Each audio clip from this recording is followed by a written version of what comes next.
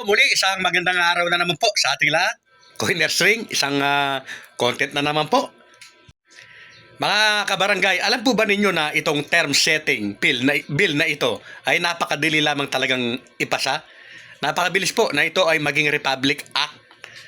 Kaya sa lahat po na napadaan lamang sa channel na ito, kayo po ay aking inaanyayahan na mag-subscribe. Pakiclick po ang notification bell para palagi po kayong updated sa mga bagong videos. At pag-like na rin po ito nagkakaroon ng problema. Ang problema po yung mga ibang nagsusulong nito dahil meron po silang personal na interest. Yes po.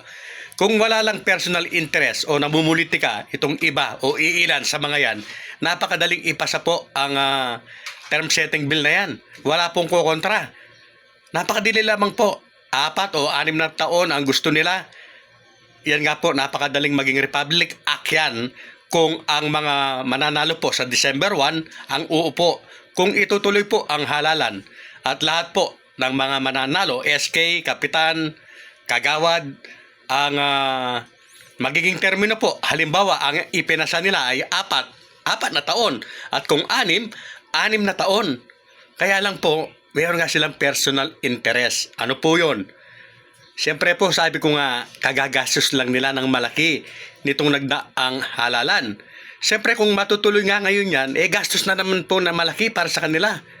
Kaya kung totoo po ang sinasabi nila na ang term setting o pagpapalawig ng termino ng mga nakaupo ay para maipagpatuloy po yung mga programa daw, medyo mahirap po na o hindi po katanggap-tanggap. Muli po, kung term setting lamang po ang pag-uusapan, napakadali lamang po. Yan ay pinababagal at binibigyan lamang po ng problema ng ilang mga mambabatas natin.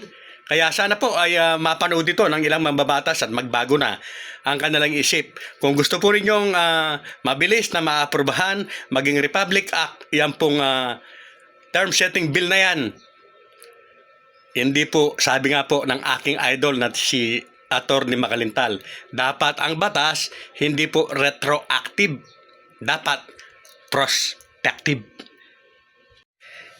Sa mga nabadaan lamang po sa aking channel, kayo po ay aking inaanyayahan na mag-subscribe. Pakiclick po yung notification bell para palagi po kayong updated sa aking mga videos.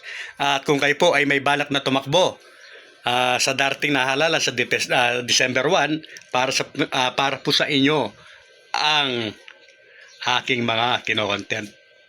At pakiusap po kung nagustuhan po ninyo yung aking mga content, paki-like naman po dahil marami tayong haters at basher. Paki-like naman po, pasuyo lang sa mga nagustuhan yung aking mga content. Salamat po.